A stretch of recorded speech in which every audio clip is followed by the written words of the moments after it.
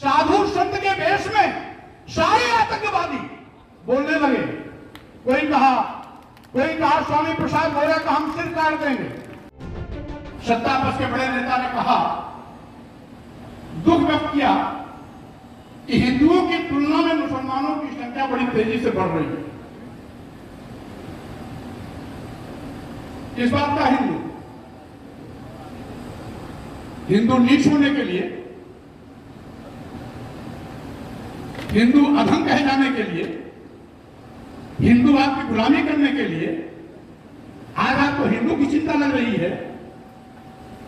और जब कल तक आपने इनको पढ़ने लिखने से वंचित कर दिया था, नारी शूद्रो न दिएता, यानी देश की स्त्रियों को, किसी वर्ग की स्त्री हो, चाहे ब्राह्मण समाज की हो, क्षत्रिय समाज, किसी वर्ग की हो, किसी भी स्त्री को पढ़ने लिखने का अधिकार नहीं था। आज इनको चिंता हो रही है हिंदू मुसलमान की। अरे भाई, आप लोग क्यों चिंता करते हो? आपके आरएसएस के प्रमुख को कहते हैं इस देश में जो भी है वो हिंदू है। आपके आरएसएस के प्रमुख कहते हैं बौद्ध वो भी हिंदू है, जैन वो भी हिंदू है, मुसलमान वो भी हिंदू है, ईसाई वो भी हिंदू है, क्योंकि वो कभी हिंदू थे। अपना धर्म परिवर्तित कर समय समय पर कोई इस्लाम धर्म स्वीकार किया, कोई जैन धर्म स्वीकार किया, कोई ईसाई धर्म स्वीकार किया। जब आप ये जानते हो कि सब हिंदू हैं, तो मुसलमान कहां से आ गए? एक बात कहो, या तो कहो सब हिंदू हैं, और या कहो सब कि हिंदू नहीं बल्कि अलग अलग है। अगर अलग अलग है कहते हो तब तो बात समझ में आती है कि हिंदू की संख्या घट रही है और मुसलमान की संख्या बढ़ रही है। लेकिन आप हिंदू और उसी भारतीय संविधान का कसम खाकर प्रधानमंत्री जी, आप प्रधानमंत्री की कुर्सी पर बैठे हो, माननीय मुख्यमंत्री जी उसी भारतीय संविधान की कसम खाकर आप मुख्यमंत्री बन के बैठे हो। लेकिन हमें बड़ा दुख है कि जो लोग भारतीय संविधान की कसम खाकर प्रधानमंत्री और मुख्यमंत्री जैसे बड़े संवैधानिक पद पर बैठते हैं, वही लोग संविधान की धज्जियां उड़ा रहे हैं। वही लोग हिंदू राष्ट्र की मांग कर रहे हैं, जब भारतीय संविधान में हिंदू राष्ट्र है ही नहीं, तो हिंदू राष्ट्र की मांग करना गैर संवैधानिक है। यही गाजीपुर उस दिन पूरे देश की सुर्खियों में दिखाई पड़ा था जब पाकिस्तान की 18 टैंकें भारत की ओर दंडराती हुई चली आ रही थी, तो आरएसएस और भाजपा के लोग दूर दूर तक कहीं नहीं दिखाई पड़े। पाकिस्तान के 18 टैंकों को तोड़ने वाला अगर कोई जवान था तो इसी गाजीपुर का वीर अब्दुल हमीद था। पटवारी जोड़ ले जाना चाहते हैं, ऐसे लोगों से सावधान रहने की जरूरत है। ये देश के हितैषी नहीं, ये देश के दुश्मन हैं।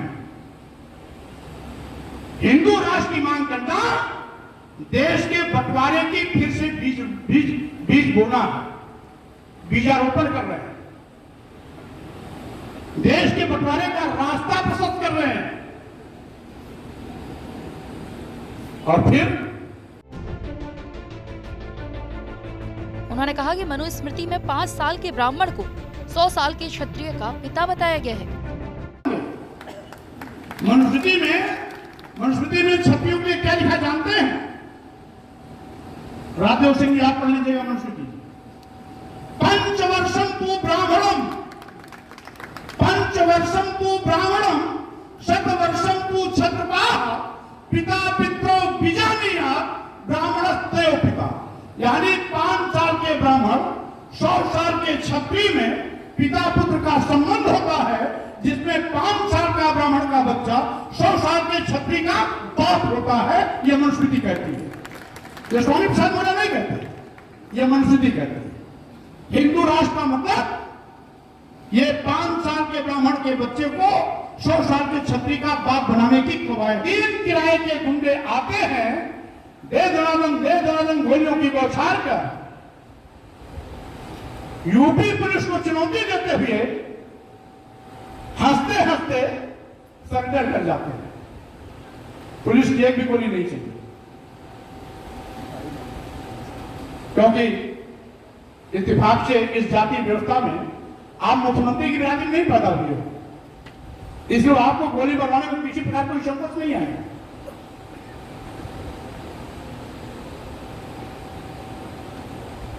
सावधान रहना, जो काम न्यायपालिका को करना है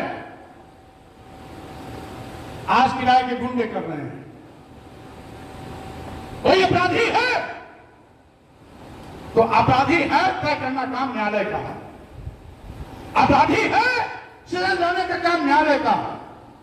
वो चाहे फांसी दे, आजीवन कारावास दे, यह अधिकार केवल न्यायपालिका को है। किराए के गुंडे माफिया अपराधियों को किसी को भाड़े पर लेकर के आप सजा नहीं दिला सकते, और सजा दिला के कर क्या रहे हैं? आप अपनी ही पुलिस को निकम्मे होने का प्रमाण पत्र दे रहे हैं। आप किसी को नीच नहीं कह सकते, धर्म की दुहाई देकर आप किसी को अधम नहीं कह सकते, धर्म की दुहाई देकर आप किसी को पढ़ने लिखने से मना नहीं कर सकते, धर्म की दुहाई देकर किसी को प्रताड़ित करने, मारने और पीटने के लिए उकसा नहीं सकते, धर्म की दुहाई देकर आप किसी को अपमान होने के लिए मजबूर नहीं कर सकते। यही तो कहा ना। और क्या पूरा भूचाल आ गया? जितने साधु संत के वेश में सारे आतंकवादी बोलने लगे, कोई कहा स्वामी प्रसाद मौर्य का हम सिर काट देंगे, किसी ने कहा तलवार लहराते हुए कि मैं ये 5 लाख की तलवार खरीद के लाया हूं जिससे कि मैं स्वामी प्रसाद मौर्य की हत्या इस तलवार से कर दूं। किसी ने कहा कि जो स्वामी प्रसाद मौर्य की हत्या करेगा उसको 51 करोड़ देंगे, किसी ने कहा 51 लाख देंगे, किसी ने कहा 21 लाख देंगे, किसी ने मेरा जीभ काटने का फरमान सुनाया कि स्वामी प्रसाद मौर्य का जो जीभ काटेगा उसको 21 लाख देंगे, किसी ने कहा 11 लाख देंगे, किसी ने स्वामी प्रसाद मौर्य का नाक और काट काटने की बात की तो किसी ने स्वामी प्रसाद मौर्य के हाथ काटने की कीमत लगाई।